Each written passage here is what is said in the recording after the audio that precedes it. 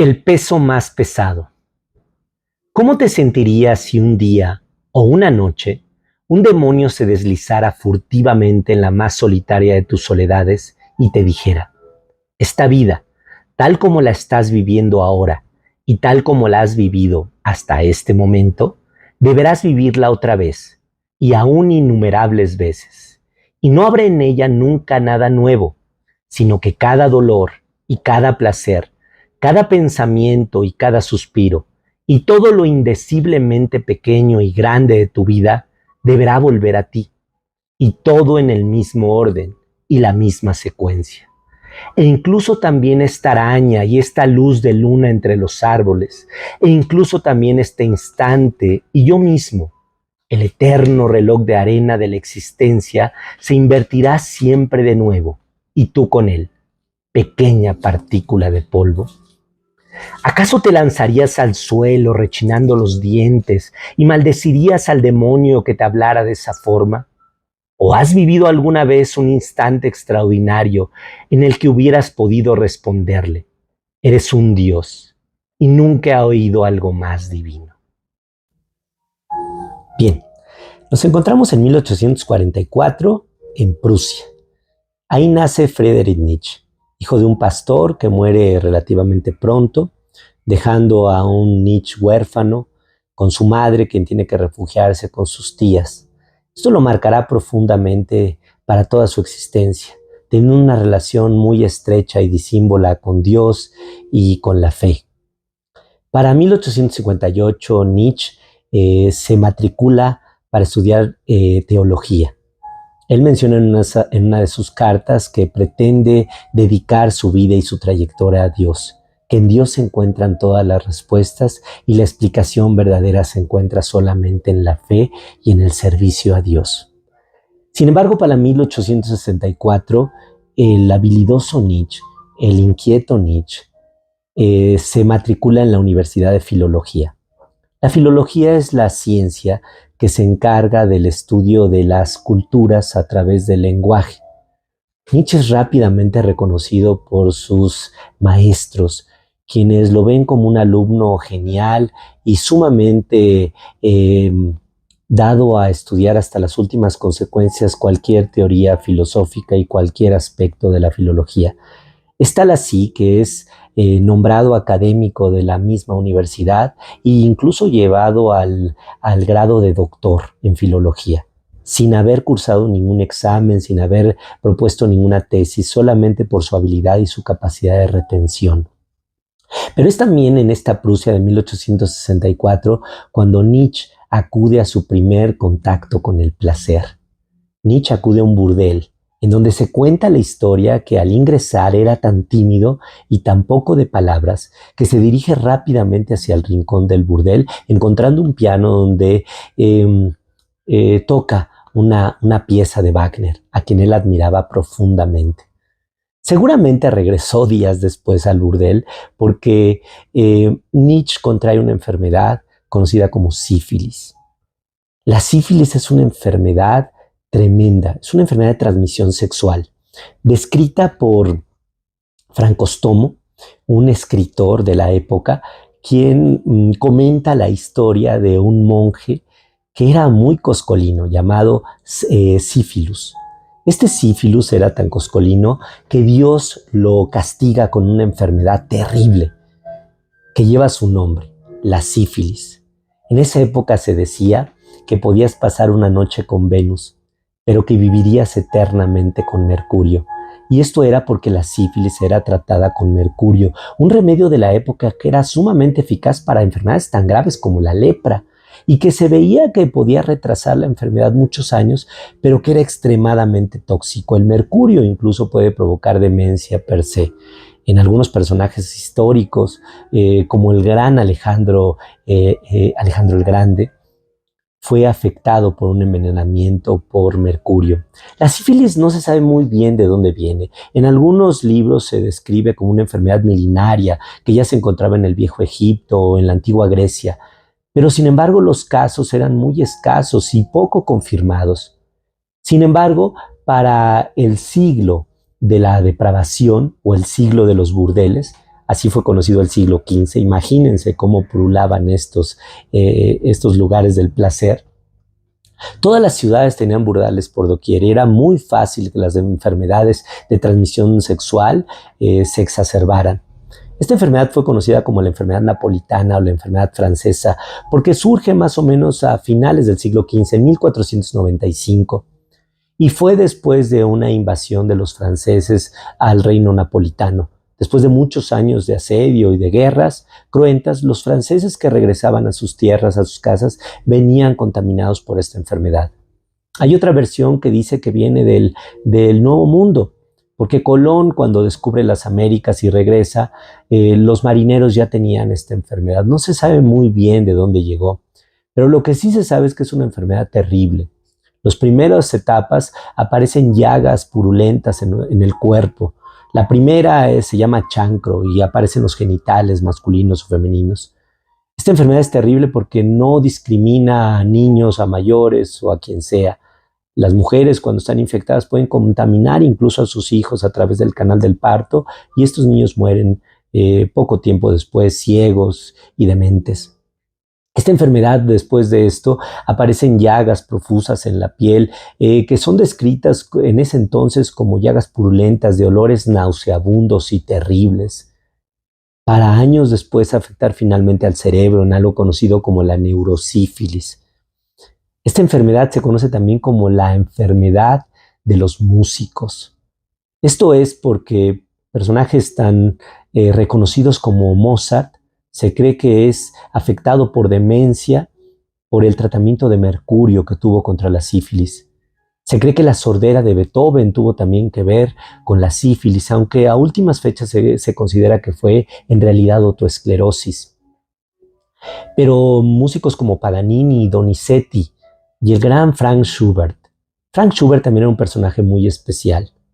Compositor del clasicismo y romanticismo, cuyas piezas enarbolan la más bella ataraxia, de inefable textura. Era, sin embargo, un personaje tímido, muy reservado, mal arreglado y que visitaba frecuentemente estos lugares del placer. Y con tan solo 26 años es diagnosticado con la sífilis.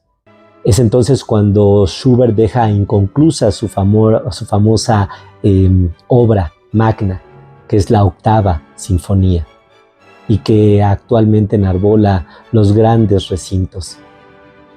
Bueno, pues Schubert solamente muere con 27 años.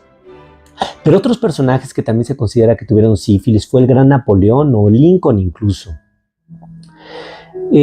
La sífilis era tratada también con situaciones tan estrambóticas como azotes, porque se creía que tenía un contexto de pecado.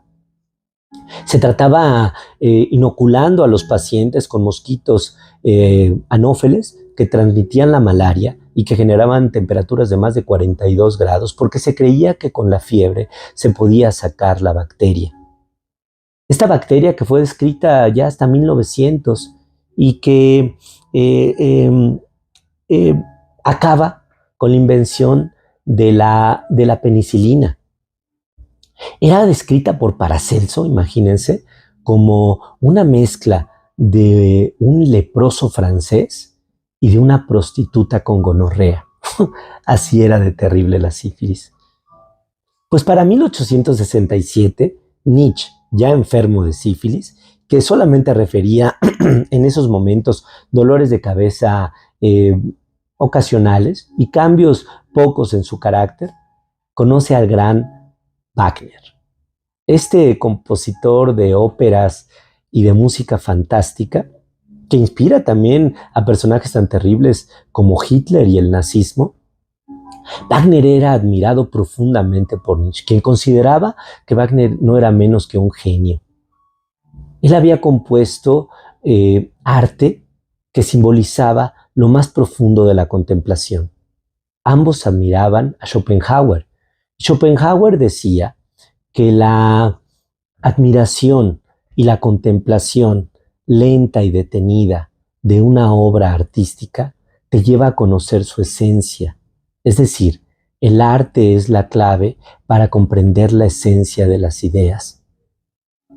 Nietzsche creía que obras como Tristán e Isolda del gran Wagner simbolizaban ese conflicto que él hablaba de dos opuestos, este comportamiento apolíneo y este comportamiento dionisíaco.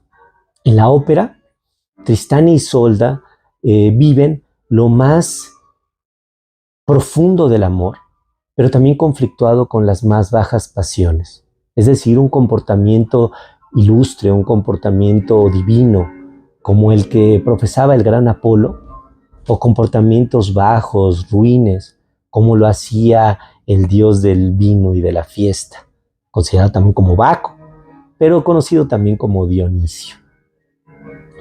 Les platico rápidamente la historia de Tristán e Isolda porque es una historia que me fascina.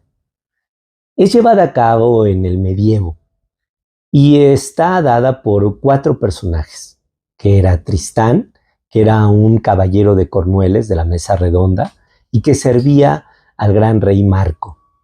Este rey, enamorado de Isolda, lo manda a Tristán a dar un anillo de compromiso a esta dama y le dice que le externe que él está profundamente enamorado de ella. Tristán acude rápidamente a completar esa tarea, pero encuentra a Isolda ya comprometida. Tristán, siguiendo la voluntad de su rey, asesina al prometido de Isolda, quien al darse cuenta, Isolda era una princesa de la antigua Irlanda, Isolda se enfurece y trata de vengarse matando a Tristán, pero en el último minuto se arrepiente y los envases son cambiados, dándole en lugar de este veneno terrible una pócima de amor. Tristán la bebe e Isolda, creyendo que aún se trataba del veneno, se la quita de la boca a Tristán y se la bebe ella también, quedando profundamente enamorados ambos. Y no hay otra experiencia más alta que el amor mismo. Ya durante el viaje de regreso, Tristán y Isolda tienen sus primeras escaramuzas amatorias. Se aman cada noche sin repago. Y estos escarnios amorosos se llevan a cabo incluso en el castillo del Gran Marco. Cada noche Tristán acudía por las noches a visitar a Isolda y la amaba profundamente. Estaban completamente enamorados y sin embargo la tragedia los acoge. Marco se da cuenta del idilio y castiga a Tristán enfrentándolo a duelo con su amigo Melot, que era también un caballero. Los dos se hieren terriblemente, pero Tristán lleva la peor parte. Tristán queda herido de muerte. Es llevado a un monasterio cercano donde, agonizante, es visitado por Isolda, quien escucha las últimas palabras de su amado, quien le dice: Isolda, eres el amor de mi vida. Muere instantes después, solamente para que Isolda lo siga, ya que con este brebaje de amor que ambos habían tomado, sus almas se encontraban concatenadas. Así es la trágica y terrible historia de Tristán y Isolda, y Nietzsche consideraba que así era la vida. La vida era una constante lucha entre lo mejor y lo peor del hombre, entre una conducta apolínea y una conducta dionisíaca. Es para 1869 cuando Nietzsche, ya como catedrático de filología, conoce a su mejor amigo, Paul Rivet, quien era también un filósofo más joven que él, entusiasta. Ambos llevan a cabo correrías y múltiples aventuras, pero ambos también estuvieron unidos por el amor. Se enamoran de una mujer llamada Lou von André Salomé, quien era una filósofa, quien se había labrado su camino a piedra y lodo y había luchado contra el machismo imperante de esa época. Pues esta mujer cautiva profundamente a Paul Rivet y a Nietzsche. Ambos le proponen matrimonio y ambos son despreciados. Incluso Salomé, en alguna de sus cartas, le dice a Nietzsche que ella imagina un triángulo amoroso, cargado de filosofía, cargado de conocimiento y cargado de amor. Nietzsche y Paul Rie lo interpretan como una invitación a una relación sin límites, solamente para darse cuenta que Salomé no tenía ningún interés en ellos. En una foto que en este momento voy a transmitir, se ve claramente cuál era la relación de Salomé, Nietzsche y Paul Rie. Ella se encuentra sosteniendo un fuete y estos dos individuos se encuentran como caballos, solamente siendo manipulados por esta bella dama. Esta relación le cuesta la amistad a Paul Rie y a Nietzsche, quienes nunca la vuelven a retomar con el mismo entusiasmo de antaño. Pero Salomé siempre se mantuvo fiel a la amistad con Nietzsche y es una de sus más ávidas cronistas y quien mejor ha interpretado la filosofía de este gran maestro. Para 1872, Nietzsche, ya afligido por una sífilis un poco más avanzada, rompe con Wagner. Wagner había iniciado algunas otras obras que a juicio de Nietzsche volvían a la filosofía moralista y cristiana de antaño. Y eso para Nietzsche era insoportable. Decía que Wagner se había perdido en la burguesía y que servía a los intereses ocultos de los poderosos. Nunca vuelve a hablar con él y lo critica en cada una de sus obras. En Ecce Homo, en Así habló Zaratustra, en Gaia y la ciencia. En todas ellas habla despectivamente de un Wagner que, confuso y envejecido, había perdido su más alta dirección artística. Sin embargo, Nietzsche muere 10 años después y lo último que pide es la danza de las Valquirias por el gran Richard Wagner.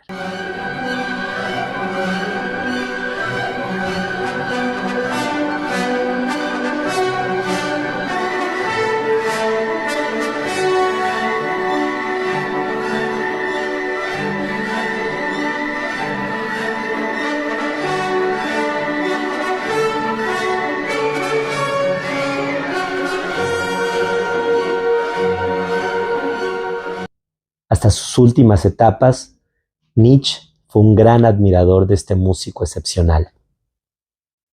En 1879, Nietzsche, encontrándose en las calles de Prusia, ve a un burgués dando de golpes a un caballo. Se enternece y se asombra tanto de esta imagen que acude enloquecido, golpea al burgués y acaricia al caballo pidiéndole perdón. Esa circunstancia fue lo que marca el declive del gran Nietzsche. Nunca se recupera de esto. Queda trastornado, confundido y desvariante por 10 años más, cuidado por su madre y su hermana. Su madre que lo contempla morir y su hermana que finalmente queda con todos los escritos inconclusos y su obra incomprendida y lucra con ella finalmente. Pero ¿de qué trata la filosofía de Nietzsche? ¿Qué es lo que promulga y qué es lo que nos hace conocer? Pues sigamos con esta historia.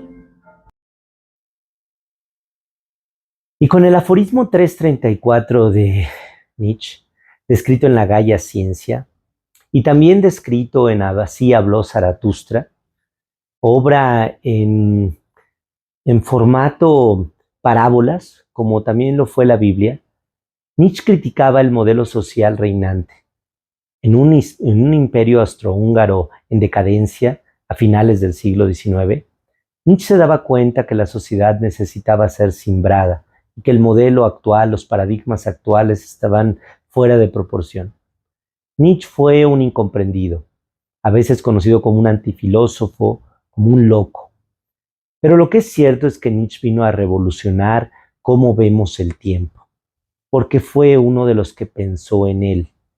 Se le cree un padre del existencialismo, aunque él nunca se vio parte de esa filosofía.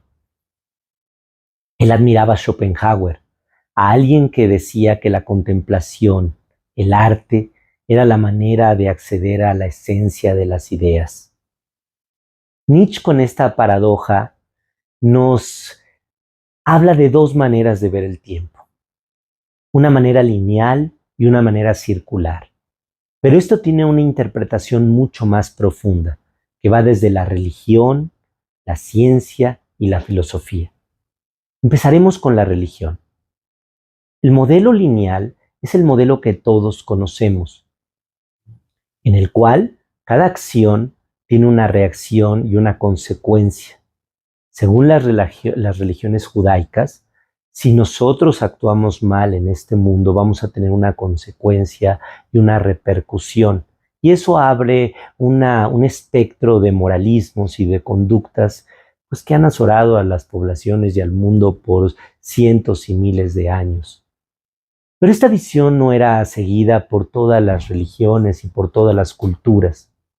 Nietzsche lo sabía como experto en filología. Él había entendido que, por ejemplo, en el hinduismo se habla de un samsara, de un círculo infinito de nacimiento, reproducción, muerte y reencarnación. Y es un círculo que no acaba hasta encontrar la iluminación y el despertar. Pero también los griegos hablaban de un tiempo de una manera muy diferente al cristianismo. Ellos hablaban del cronos, que es el tiempo en donde no pasa nada. Imagínate tú que el tiempo es donde te aburres, donde realmente no haces nada significativo. Pero existía otro tiempo que era el kairos. En este kairos era donde realmente sucedían las cosas, donde aparecía lo importante y donde se creía que también era un círculo sin fin. Ya Parmínides en el siglo VI antes de Cristo hablaba de estos dos tipos de tiempo, un tiempo lineal y un tiempo circular. El tiempo lineal, hablaba Parmínides, que era un tiempo sin alguna repercusión real, un tiempo de levedad, el cual describió magistralmente Milán Kundera en La insoportable de levedad del ser. En él hablaba que si el tiempo es lineal, realmente el ser humano no tiene una responsabilidad real de sus actos. Piénsalo. Las cosas que tú haces momento a momento, nunca las vas a poder repetir, nunca las vas a poder corregir, y eso hasta cierto punto te libera, te hace una vida de levedad, una vida sin obligación, o como Nietzsche decía, una vida dionisiaca.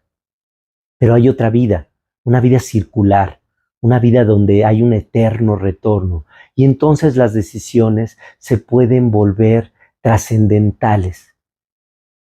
Entonces, Parmínides decía que esta era una vida de responsabilidad, en donde no se puede descartar que tú tienes una influencia sobre estos actos, una especie de libre albedrío, pero con justicia social.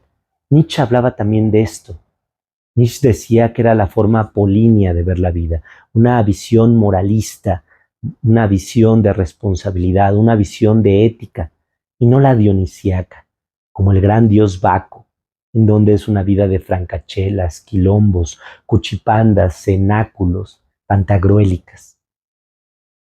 La visión religiosa, Nietzsche decía que era obsoleta, que esta moralidad había ceñido al ser humano a situaciones atávicas, anacrónicas, que solamente debilitaban su verdadero potencial.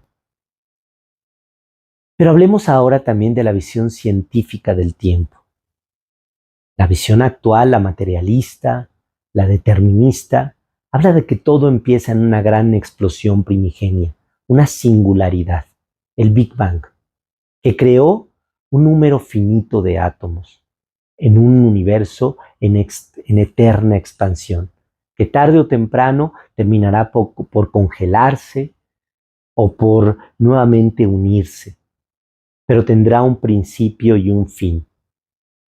Pero las corrientes más avanzadas de la ciencia, la mecánica cuántica, la teoría de cuerdas, y más propiamente la teoría M, habla del modelo Steinhardt-Turk. En este modelo, estas cuerdas diminutas, estos pequeños fragmentos que al vibrar de una u otra manera crean la realidad, crearían algo que se llama branas, gigantescos universos que estarían interactuando con universos paralelos, muy cerca uno de cada otro, y que cada vez, cada cuando Cuando dos branas interactúan entre sí, destruyen y crean un nuevo universo, en un ciclo de repetición sin fin. ¿Lo ves? La ciencia misma actualmente no se cierra a los modelos circulares, es permisible con ellos. Y esto nos lleva a la visión filosófica del gran Nietzsche, que fue recogida también por Camus. ¿Recuerdan en el mito de Sísifo? Sísifo tenía que cargar la piedra una y otra vez por la eternidad, y eso Camus lo veía como un absurdo, como una paradoja. Camus decía que habíamos sido arrojados a este mundo y que lo único que nos quedaba era la libertad, pero esta libertad la teníamos que tomar con responsabilidad. Nietzsche decía que eso no tenía ningún sentido. El tiempo lineal era obsoleto, por supuesto, al igual que la religión y al igual que la moralidad. Nietzsche hablaba que se tenía que crear un nuevo compromiso o una nueva ley ética que no restringiera al hombre en su crecimiento, que no lo ciñera a moralismos absurdos. Nietzsche hablaba de la creación del gran Übermensch, del superhombre. Al hablar que Dios ha muerto y que nosotros lo hemos matado, realmente Nietzsche se refiere a la posibilidad del hombre de convertirse en alguien más. Él hablaba de un comportamiento dionisiaco, de un comportamiento sin restricción, sin leyes, sin moral, sin nada que pudiera ceñir al hombre a un comportamiento específico. Nietzsche decía que se tenía que inventar un nuevo código moral para este superhombre y que tal vez el hombre no iba a llegar nunca a ese ideal, pero que tenía que intentarlo día a día, que tenía que intentar cambiar, que no había hechos, que solamente había circunstancias y perspectivas.